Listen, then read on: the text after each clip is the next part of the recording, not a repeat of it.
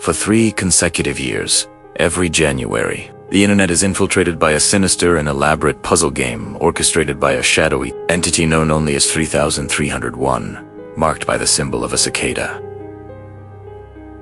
These are not mere riddles. They are gauntlets of brutal complexity, weaving together cryptography, mathematics, arcane literature, and data security into a global scavenger hunt. Physical clues materialize without warning, planted in the remote wilds of Poland, the volcanic landscapes of Hawaii, the ancient streets of Spain, the vast outback of Australia, and the bustling cities of Korea.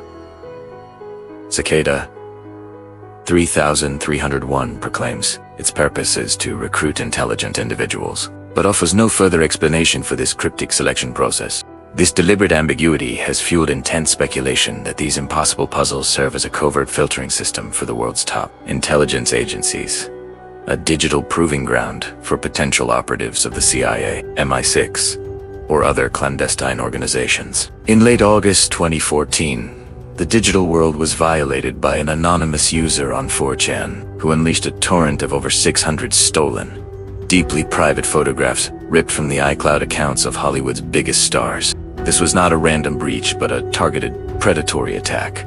Jennifer Lawrence, Scarlett Johansson, Kim Kardashian, and Kate Upton were among the high-profile victims.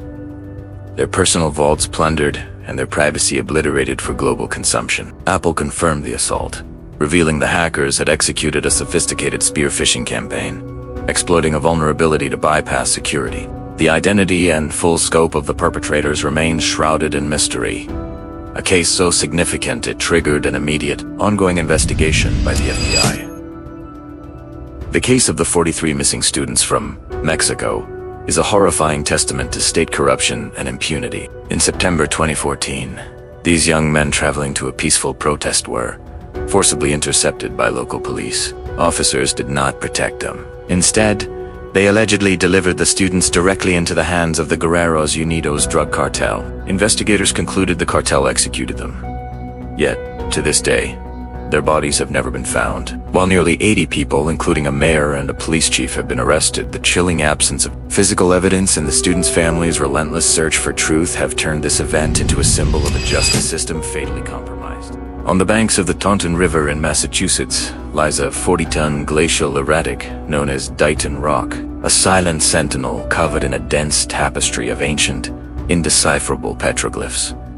For over 300 years, this stone has guarded its secrets. Since an English colonist first documented it in 1680, scholars, historians, and conspiracy theorists have been locked in a futile battle to crack its code. While most academics attribute the carvings to pre-colonial Native American cultures, the rock has spawned wilder legends that it is a land claimed by Portuguese explorers, a marker left by Chinese mariners, or even evidence of a Phoenician journey to the New World centuries before Columbus. The rock's true message remains stubbornly encrypted in stone. One of history's most inexplicable encounters occurred in 12th century England. In the village of Woolpit, 2 children emerged from the earth, a brother and sister with skin stained a vivid, otherworldly green. They spoke in a guttural, unknown tongue and would eat nothing but raw bean pods. As they slowly adapted, their green hue faded. Once they learned English, they recounted a baffling origin. They came from a twilight realm called St. Martin Eslan, where the sun never fully rose. They described following a river of light and the sound of church bells before stumbling into our world. This medieval account has fueled modern speculation ranging from Flemish orphans to victims of arsenic poisoning, and even fantastical theories of extraterrestrial visitors or children from a parallel dimension. On a Missouri field in 1999, the badly decomposed body of Ricky McCormick was discovered. He had only been missing for 72 hours. Yet the state of his remains suggested a sinister acceleration of decay. The true mystery, however, was found in his pockets. 2 handwritten notes, crammed with a complex, mysterious, a jumbled mess of symbols. This was baffling because McCormick was a functional unable to read or write a high school dropout who struggled to write his own name. The FBI's top cryptanalysts, armed with supercomputers and centuries of collective expertise, have thrown themselves at this cipher for over a decade.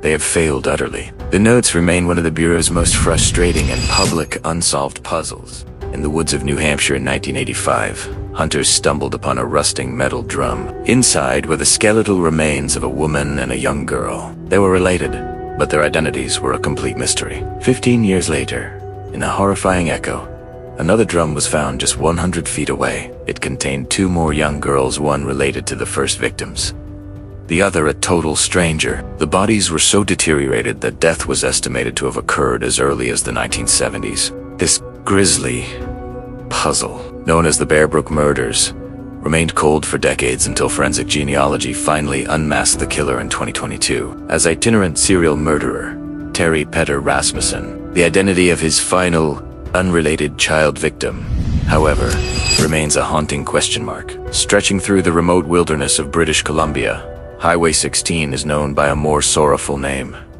the Highway of Tears. Since 1969, this desolate road has been a hunting ground.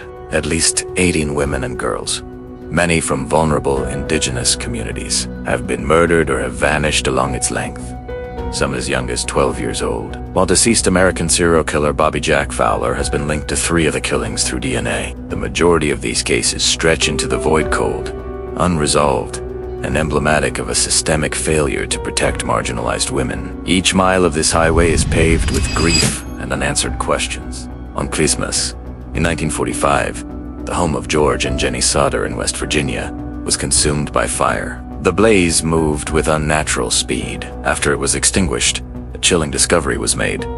5 of their children, Maurice, Marta, Louise, Jenny, and Betty, were missing, presumed dead, but no trace of them was ever found in the ashes. Crucially, there was no scent of burning flesh. The official cause was faulty Christmas lights, yet the house's electricity was still functional.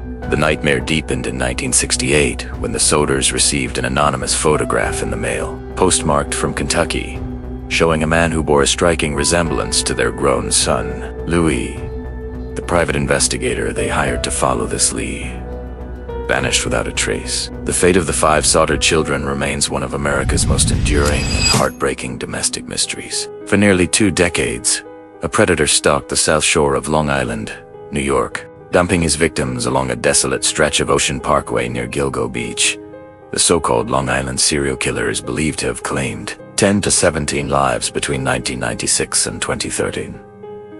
Most were young women engaged in sex work, but the victims also included a young Shelda toddler who has never been identified. In a tantalizing and frustrating break, NYPD detectives reportedly spoke to the killer by phone in 2009, tracing the call to the bustling heart of Times Square. Yet, amidst the crowds, he evaporated. While an arrest was made in 2023 for some of the murders, the horrifying possibility remains that this prolific, elusive killer or killers may still walk among us, their story frighteningly incomplete.